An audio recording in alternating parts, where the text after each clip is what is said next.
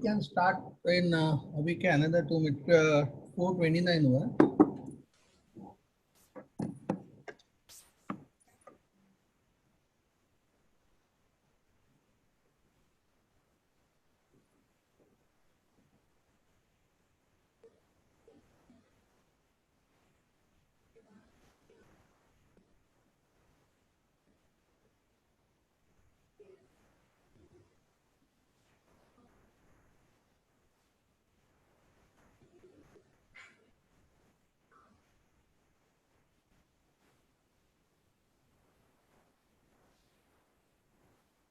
So Uddhav is going to address today at 8 p.m.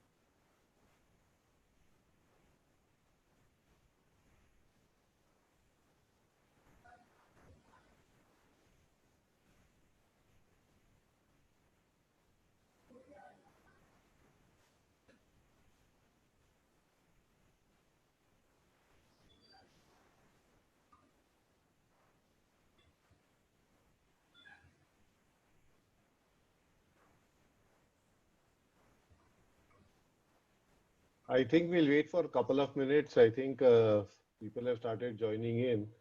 So another couple of minutes we start.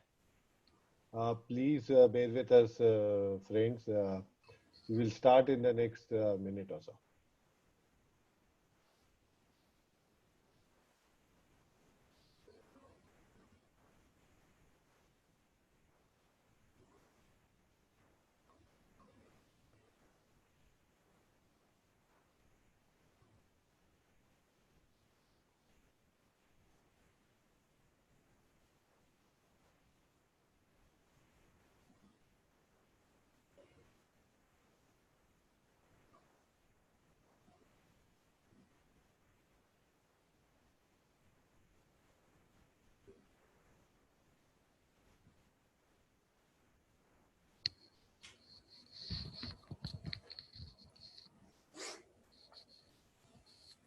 Narendra, can we start?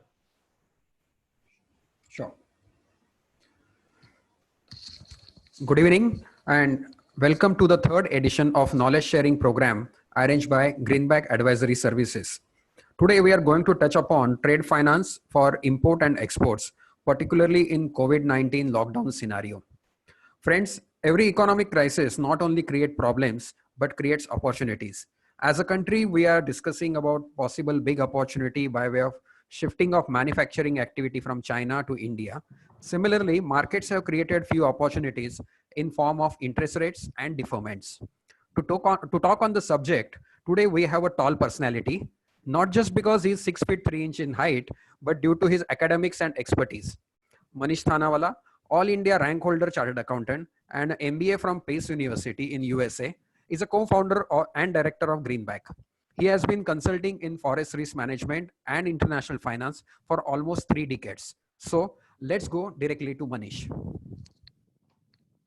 Thanks, Narendra, for your kind words and welcome everybody to this third edition of the webinar series of Greenback. I hope you enjoyed the first two and I hope to make this as informative as possible. So the format continues to be the same. We will give you a monologue or a talk for the first 20-25 minutes. And after that, we will have an interactive Q&A session.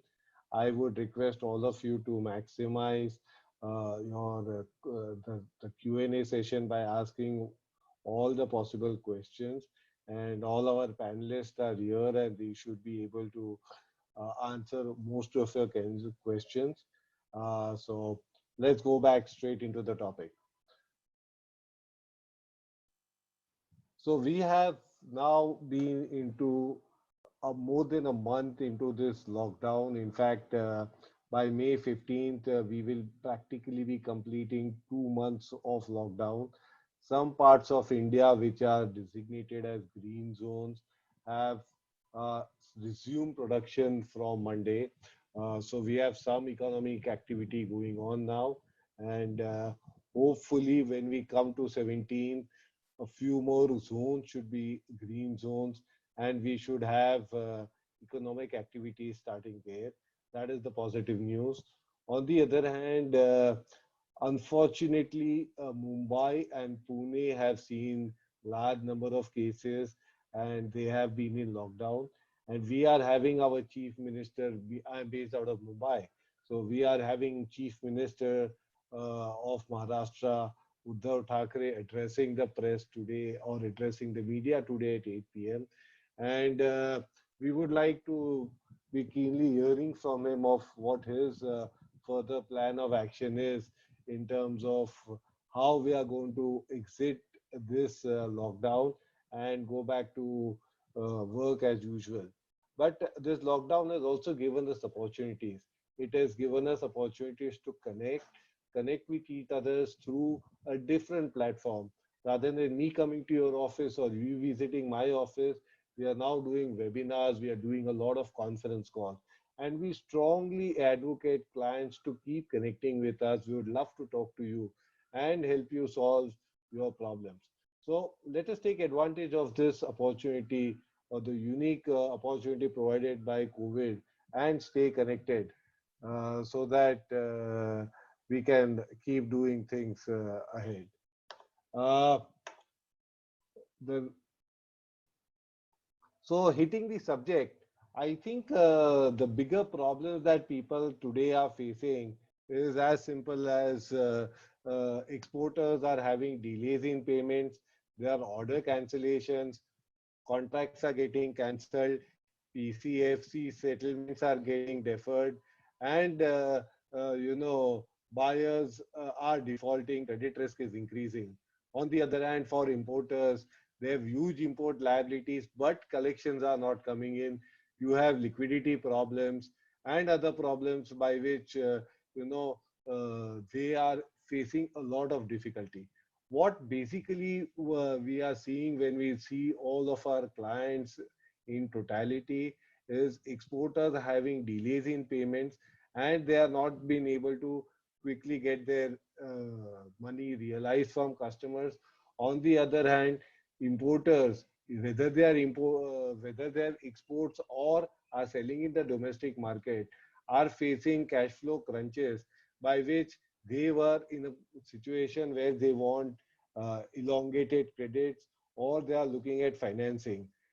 Obviously, the Reserve Bank of India has stepped in, and they have created a situation where they have extended, asked banks to support clients by extending the total cycle, and as a result of which there are other options which are available to clients now to raise overseas financing. Plus, we are also into a situation where liquidity offshore has also got a little tighter. So LIBOR rates, which had gone significantly lower, and especially after Fed cutting interest rates to near zero, we saw LIBOR rates actually go up. Fortunately, the liquidity situation is gradually easing, and we have seen the LIBOR rates come slightly lower. However, we continue to see pressure, and we are in a situation where liquidity still continues to be a challenge. In addition to that, what has also happened is the banks overseas have cut lines on India. And because the lines on India have been cut, we have a situation that the pricing for India risk has gone higher. And gradually this is tapering off. But we are definitely seeing a spike in rupee pricing for India risk. So this is what is the current situation and the current dilemma that people are facing.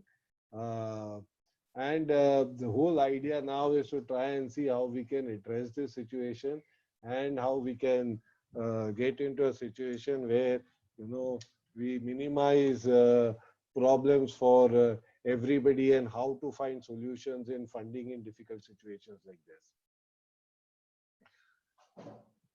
So, what Greenback has been trying to do in this situation is create or design solutions for clients, the solutions to manage liquidity.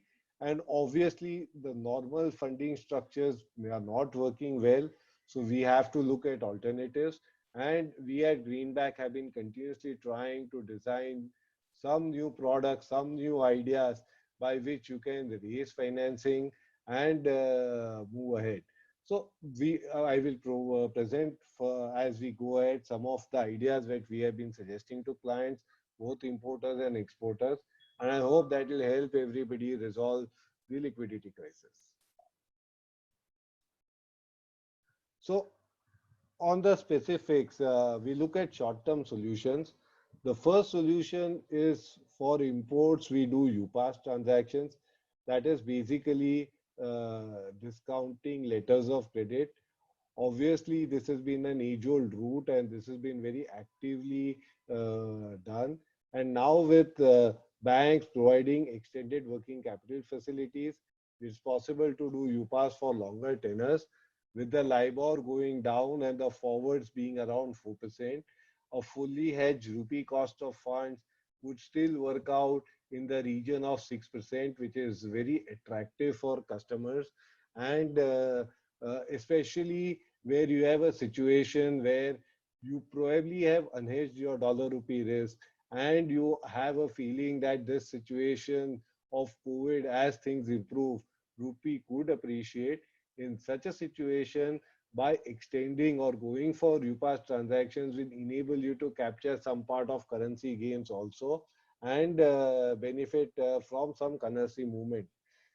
So that is one part of funding called UPAS. We also have another situation or another structure which we call reimbursement financing, which is very similar to UPAS, but here instead of negotiating documents with a specific bank which is stated in the LC, the negotiation happens with a third bank, which the documents are negotiated by the beneficiary's bank and the beneficiary bank claims reimbursement from the financing bank. This structure is of great help to importers, especially where the beneficiary is finicky and is insisting on negotiating with his bank only. And the reason why this happens in this current situation is that the DHL services also into India have been delayed, and there are times where DHL and other courier services are not giving documents into India, and hence the beneficiary may not be willing to send documents to any person outside India, and that is why we could we would have a situation that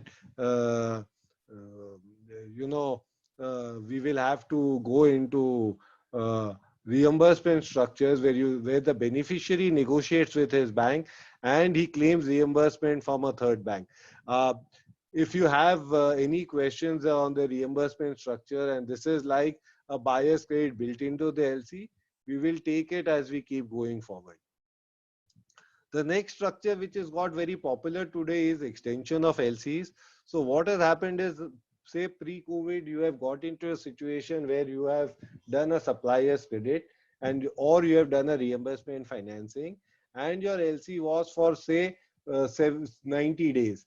Now with COVID, you have a cash flow situation and your working cycle, capital cycle gets extended by a further 90 days.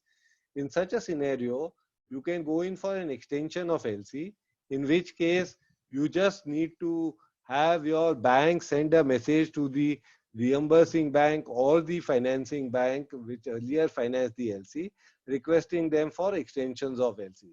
This is a very simple structure. We have been actively using this to help a lot of our clients, and it is very easy to execute. So this has got very popular, especially for LCs which were opened in the pre-COVID era and which are falling due now.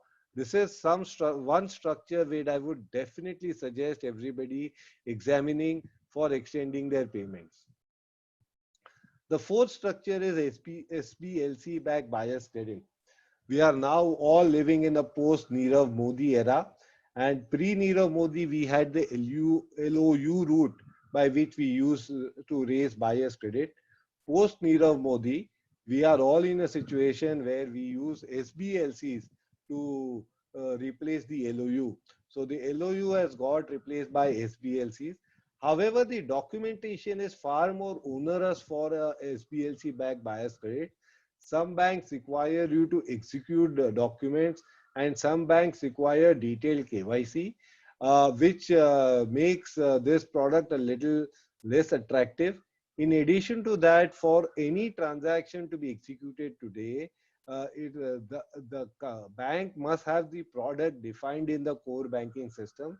There are times we have seen that this is not possible, and as a result of which SBLC backed bias credit becomes a difficult product to execute. However, given the fact that people have started getting used to it and more banks have started including this product as a part of their portfolio, we have already executed successfully significant amount of SBLC backed bias credit, and we would also be in a position to help you execute these transactions. My only request to you is please come to us well in advance. So if it is not something where, we used to do it in the pre-Nirav Modi era, where you came to me a day in advance before the due date. I gave you a quote and you sent the LOE out the next day for financing. This transaction, because of the documentation, could require at least 5 to 7 working days. So, please come to us in advance. That will definitely help us successfully execute the transaction. And in the meanwhile, I will also strongly suggest that you check with your bank whether they have an approved product called SBLC backed bias credit to make this feasible. So these are the structures or some of the structures that are related to exports or imports. I would now move to exports. One of the most common products that we do is LC discounting. And what we have seen now is in the post-COVID era, the banks lying on a lot of overseas counterparty banks or your banks of other countries from where you tend to receive export LCs have got chopped off. And there could be a very high possibility that your bank probably may not have limits on the LC opening bank. In that case, the bank will of course discount the LC, but he will earmark your limit, and which means that you are doing financing against your limit and not utilizing the discounting facility or freeing up your limit. So this could be a choke for you. So what we could probably help you do is we could find out a bank who would have lines on the LC opening bank and who would be able to discount the LC so that you get paid immediately post acceptance from the supplier. That is generally the way it happens. And your limits continue to get open for post shipment discounting. So LC discounting is a very good product, especially in this situation where collaterals are limited, your limits are getting squeezed, and you want to free up limit to ensure that you have enough limits for rotation. The other thing is factoring. So as we are in this post-COVID era and the risks are also significantly increasing, we are into a situation where your buyer risk has gone up significantly.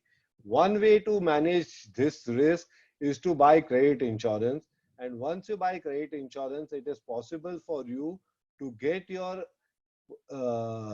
clean documents discounted, most importantly, without recourse to you by using the factoring route. So what happens in this is we set up a limit for each buyer depending upon the appetite of the financer, and based upon the limit set up, we do factoring.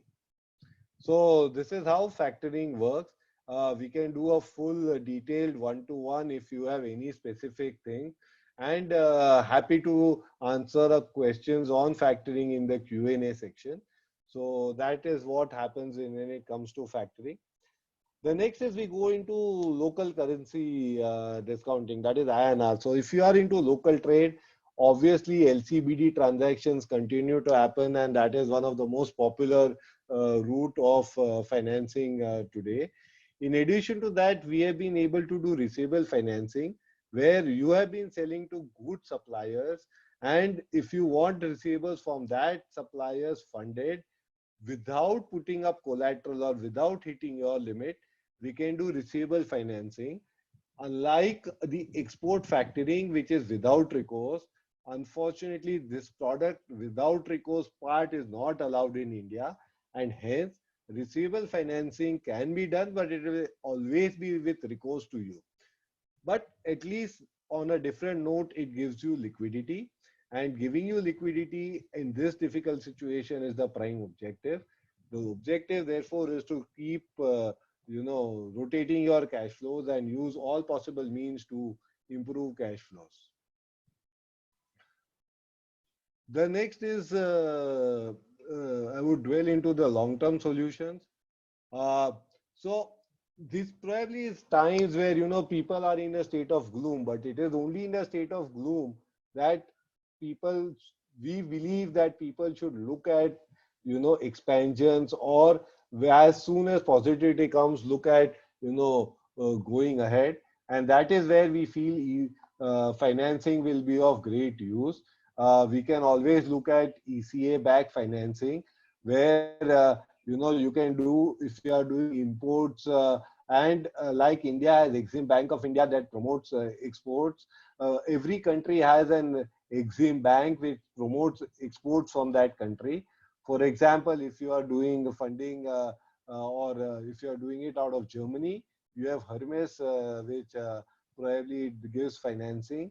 You have Sace in Italy.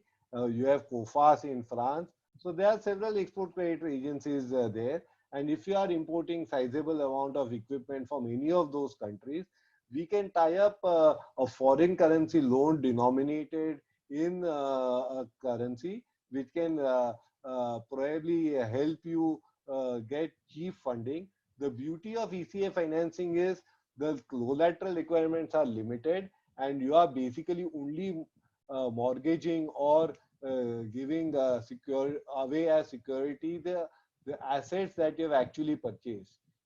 And it allows you to get long-term financing. It also allows you to get very competitive rates of interest because it is backed by credit insurance.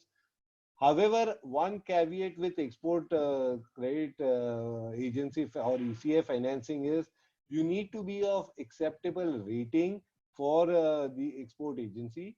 We are more than happy to check for you whether you would be in a position to fit into that criteria and see how best you can avail of this facility. The next thing is ECBs. This is the traditional form of financing. We have done a lot of ECB transactions. The good part of ECB is you can use it for local capex also. While the big problem with ECB is you cannot use it for local capex. You are stuck to do it only for the imported equipment. The third thing is what we do is long-term solutions for import financing, where what we have seen is generally clients do not import one machinery from one country, but they do multiple imports from multiple countries. In this case, we can bring everything together under one platform, and we can bring in an ECA which will be the most competitive and structure a financing where you can not only finance for multiple countries through one solution, and also probably try and fund a part of your local import equipment. So this is a very structured solution where we get in our partners from overseas to package all the purchases together, bundle them together, and project it as one single purchase to an ECA agency and maximize the funding. The requirement here is we expect that you are buying multiple equipments from multiple countries and the overall size is significant. So ECA financing works well when you have one supplier and you're buying significant machinery for them. The bundling solution works where you are buying for multiple suppliers, maybe from the same country or from multiple countries, which will enable us to package the product. So that comes with the long-term solutions. Well, friends, I think I have taken enough of your time, and I think we have put up our thought process on what we can do on trade financing. I think the most important part today is being interactive, and the beauty of using Zoom is it allows you to be completely interactive. So I would throw it open to everybody to ask questions, and we will try our best. Our panelists will try our best to answer those questions. So can we take your questions and take it forward from here, please?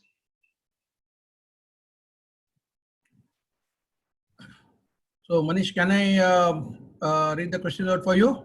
Sure, thank you. Okay, there's one question from Anna. In case of factoring, since it is without recourse, can debtors be taken out of balance sheet?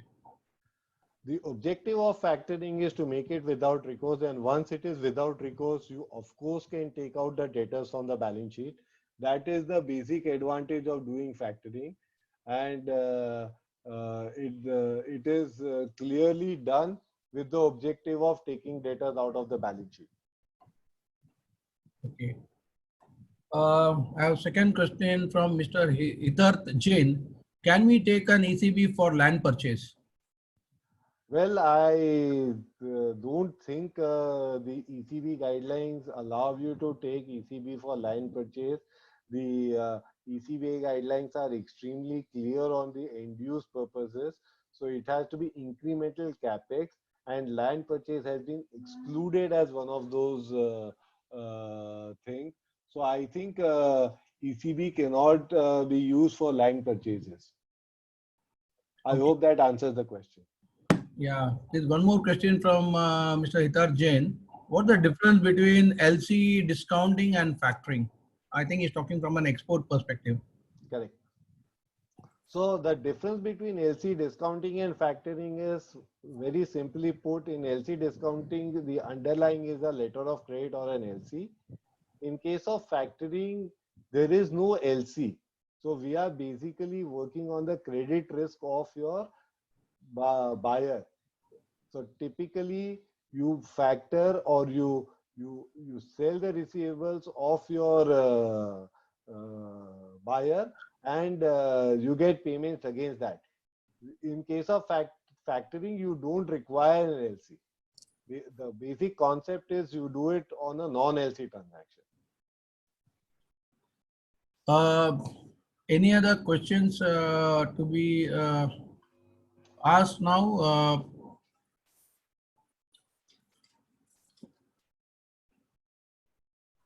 Manish, I would like to add our friend Mr. Arjuna. Maybe we could ask him what is the scene in Germany because he's been there, and of course I'll ask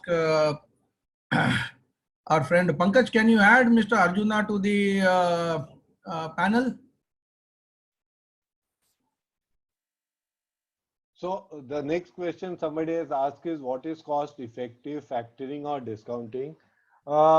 Obviously, discounting under an LC is a bank risk that generally will be more with generally, again, quote unquote, generally should be cheaper than factoring, because factoring also involves insurance costs, but it also depends upon your buyer. So if you have a AAA buyer like an Apple or a Google, where honestly I've done factoring for Apple and Google also. So there the pricing is extremely fine, probably more competitive than LC discounting. So the price of factoring is very clearly dependent upon your quality of your receivable or quality of your buyer. If you have a very high credit rated buyer, then it is possible for you to do LC factoring and discounting. One more question is from an attendee is, do you provide credit financing on exports? That's whether Greenback does the financing. Uh, well, Greenback does not do financing. Greenback syndicates financing. So the way I look at it is, in this case, we would be able to syndicate some limits against exports.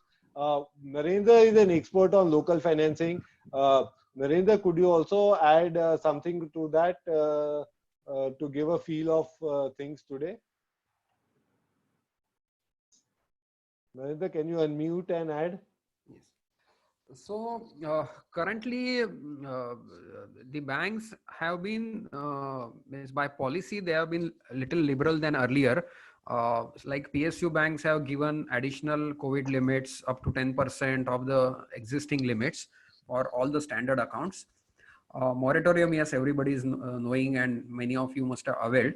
Right now, the guidelines or from whatever has been RBI's directives is to help the corporates in enhancements or fresh limits, etc.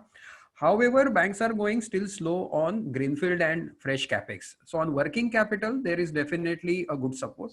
Capex will take little more time. Banks are little concerned where trade is with China, but well, that is for the time being. I think as we open up the economy, that will go away because the dependence is going to continue. Great. Okay. Is in case so, I think that Mr. Uday, you have just gave a question which seems to be incomplete. In case of an optional contact booking, what's that? And I'll ask him to wait the question separately. What's the difference between the reimbursement and extension of LCs? Rekha, can you please take over and answer this? Rekha? Unmute, please.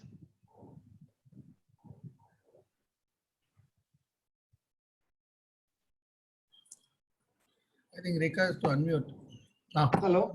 Yeah, Rekha, can you answer this? What's the difference between the reimbursement and extension of LCs? Sure.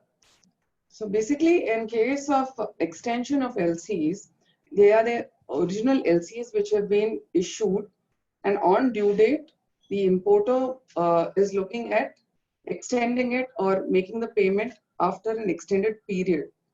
So in this case, we go to the particular bank which has already negotiated the LC. We go to the same bank, request them for an extension. So this is basically extending the LC, extending the due date of the LC. Whereas a reimbursement, in a reimbursement, an LC is, the documents are negotiated with a particular bank. It could be the supplier's bank, and there is a new bank, a new funding bank, which reimburses the supplier on a particular request in a particular format after acceptance from the LC issuing bank. So I hope I'm clear. Okay. There's a question by Mr. Vipul Jain. His question is, we are in the process of finalizing an ECB deal with a German bank, but besides the lien on the equipment to be financed, they are insisting on a pari passu charge on the existing assets also. Is this justified? So I will answer that, and we also have on our panel Arjuna Menon. Welcome, Arjuna. He's an expert on this, so I will also request him to add his comments after that. My view on this is that generally the bank will not ask for a pari passu charge on existing assets, but in light of COVID, things have changed, and we have Arjuna also joined us from Germany. Probably he will throw us more light on what the situation now is in Germany, especially in the ECA side of transaction. Okay. I'll briefly introduce Arjuna. Arjuna is the person working for this company called Ferrostal, who are syndicating and structuring an ECA-backed funding for export from Europe. So he's a veteran banker with almost 20 years in the banking, and he has a very strong background on the ECA financing. So he understands the entire mechanism, the process for the ECA, getting a ECA insurance, and also getting bankers who can finance. So we have an arrangement with him, and Vanish was talking about the long-term financing through an ECA and also the equipment financing. So Arjuna is an expert in that, and we will be having an exclusive webinar very soon where we will touch upon this ECA back funding, how it works, what are the advantages in terms of, especially in current scenario, in terms of cost, tenor, and everything. So anyway, Arjuna can address this question. I'll put it, I'll read the question again, Arjuna. Arjuna, you're unmute. Yeah. Yes. This is Hi. a question by Mr. Vipul Jain. He says, we are in the process of finalizing an ECB deal with a German bank. Besides the lien on the equipment to be financed, they are insisting on a pari passu charge on the existing assets also. Is this justified? Okay. Hello. Good evening. Good afternoon, everybody from Frankfurt in Germany. He's mentioning ECB deal. Does he mean ECB or ECA deal? This is an ECB. Okay. So external commercial borrowing. So I'm not an expert on that. I'm an expert on ECA. Sorry about that. So, sorry. So I would assume that it's a German bank. It should be an ECA rather than an ECB. Yeah. Okay. So from my experience, the modus operandi is usually the negative pledge. Sometimes, depending on the counterparty risk, I mean the risk of the borrower of the loan, the ECA will insist on future collaterals. So it is possible, albeit not very common. Okay. Thanks, Arjuna. Okay.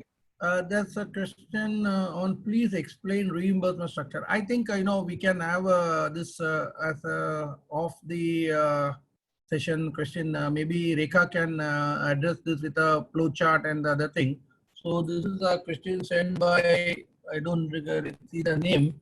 So this will be addressed separately. You can send a mail on the email address given, and we will address it with the process cost and everything. Or you can also reach us on the numbers given below, which will enable us to help you answer those questions. So before we go to the next question, I'll just see. Yes, Uday, you're asking about forex angle. I'll address this separately. We are only talking on financing. Okay, there's one question from an identity. I am not able to close my export orders only because my customer want a longer credit period. Any solutions for that? Well, my suggestion to you is please share with us your names of the customers. We'll try and see if you can we can help you with factoring. Typically, factoring works for a tenor of 180 days. If the tenor is beyond 180 days, then it may not be possible for us to do factoring. But if it is within 180 days, we should be able to do factoring for you. So my suggestion is please share us the details, and we'll be more than happy to look at it and see if we can structure a solution for you on this lines. There's one more question from, I think, the same person. Would you recommend LC or factoring in case of export from a cost perspective? Logically, LC will be cheaper than factoring. So I would clearly say that in 99% of the cases, the LC will be cheaper than factoring, and hence I would suggest that if you are getting an LC, take the LC first. It is probably a safer thing than to go in for factoring. Okay. I don't see any more questions. Okay, now just off track, since we are all discussing about COVID and, we have been getting news about India, we can understand from Arjuna, what is the situation in Europe in general and Germany in specific as far as the COVID situation, the action taken, and are they at the peak, or whether the country started opening up? So I think he will be able to throw a light on what's happening in that part of the world. Super, thank you, and thank you for the introduction. Despite the fact that I'm not a veteran banker of 20 years, it's just about 10 years, but I didn't wasn't able to stay in there as long. So thanks for the introduction. Yes, as just a few sentences about myself. Manish mentioned the long-term solution for the packaging partner. That would be the company that I'm representing, Ferrostal Equipment Solutions. And Greenback is our agent in India, and we're looking at a few transactions at the moment. So Europe is, all countries in Europe are in different stages of lockdown. I think the peak is starting to go down, especially in Germany. The problem now is more or less complacency in the population. And usually we Germans love following the rules, but even now it reached a point where people are getting upset about it. Normal life is starting to come back. We're starting next week. So schools will start opening again. Universities will start opening again. Most offices will start working again, but a very, very slow pace. I think overall, from a business perspective, as a country that is so heavily dependent on exports, Corona is a terrible situation. I think in the news today in Germany was that German exports took the biggest plunge since 1990, so since reunification. So our industry is in trouble, which nevertheless gives us a good chance of promoting more ECA financing, because the German government is really keen on helping German companies like ours to export the machinery and equipment, which for you on the hand, on the buyer side of the equipment, gives a good chance of obtaining ECA financing. So they did a few of the regulations were changed. The ECAs now have the mandate of speeding up the process, getting approval much faster. ECAs are really open in providing coverage for transactions, and something very important in case of the German ECA, they decided that their risk analysis will be based on the financials until December 2020. So they will not take into account 2019. So they will not take into account first and second quarter of 2019 for obvious reasons. I think that's also quite interesting for you. Nevertheless, what we see is a rising liquidity cost, especially in dollar. So euro financing is getting even more interesting than it was before. I think that's everything for the time being. I think Zubo already mentioned it. We're planning a separate ECA session with me quite soon, either next week or week after, where I'll be able to tell you more details about this, the possibilities of this form of financing. Thanks very much. Thank you,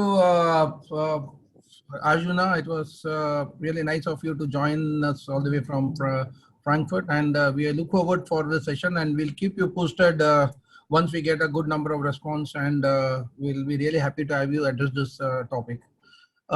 We don't seem to have any more questions. Let me see if there's any other question. Yes, Ashit Parikh. We are into EPC business where we import equipment from multiple countries. Does the option of funding equipment import available for us, or is it only for actual users? So the question is whether you are entitled to raise ECB or not. So the mute question is whether the import of capital equipment or for equipment for you is raw material or capex. If it is raw material, then you are within the RBI guidelines. You cannot do raise financing for more than 1 year. Trade credits are capped at 1 year. But for you, if it is capex, then obviously you can do it for this option is available to you. So we have been working with a lot of people who rent out cranes and other equipment. And if they are the owners and they are renting out, obviously they can raise overseas financing against that. And if you are an EPC contractor and you're using the equipment for executing the contract, it is owned by you. Obviously, I would say that you will be in a position to raise an ECA financing against it. Manish, can I say something about that as well? Sure. That's an excellent question. Really good thinking, because it's something that we at Ferrosal have started to evaluate last year. We're now working in a few transactions actually at the moment where we act as a sub-supplier under an EPC contractor. So if let's say the EPC contractor needs CapEx for the projects, but for example, is an Indian EPC contractor, but buys machinery equipment from Europe, the EPC contractor itself is not eligible to apply for ECA financing because, for example, if you want to apply for German coverage, you have to be incorporated in Germany. Nevertheless, a solution is us acting as a sub-supplier under the EPC, packaging all the CapEx, and then apply for ECA coverage on behalf of the Indian EPC contractor. So despite being incorporated in India, the EPC contractor can then bring ECA financings to the table by acting through us. Hope that answers the question. Yeah. The question from Mr. Abraham Chandy. His question is, one second, yeah. How can we make arrangement to clear LC invoice now that buyer's credit is not available and SBLC is not being given by the bank? Subbu, can you please repeat the question? Yeah. How can we make arrangements to clear LC invoice now that the buyer's credit is not available? I think he's talking of the LOU route, and that SBLC is not being given by the bank. So I think your only other option is extensions. So you can look at extensions, or you will have to look at some enhanced rupee facilities, which RBI has allowed banks to sanction. So given this situation, we have only two routes available. You can do extensions, or you can probably go to the bank for a rupee facility. Mr. Chandy, you have one more question asking that where can you arrange for finance for raw material can be arranged? You are trying to say for this for imports? I think we need to... My suggestion is, Mr. Chandy, I would strongly request to connect with us offline, and we will try and have a call with you and sort out your issues. So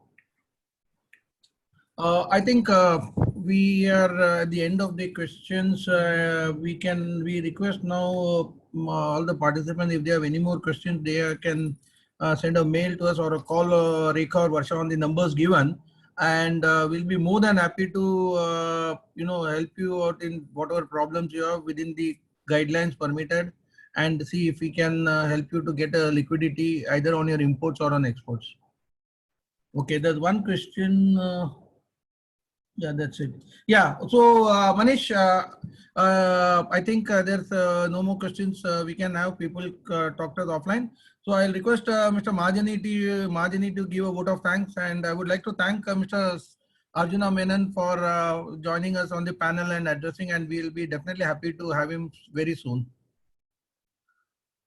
So thank you, ladies and gentlemen, for joining us today evening. And we also thank our esteemed panelist, Arjuna Menon, who at the last moment, he accepted our request and he joined us from Frankfurt. So we'll catch up soon. We will keep you posted about new programs which are coming up probably next week. Thank you so much. Thank you, and do follow us on LinkedIn and Twitter. It will help us stay connected. Thank you. Thank you. Thank you. Thank you. Thanks. Bye-bye. Bye.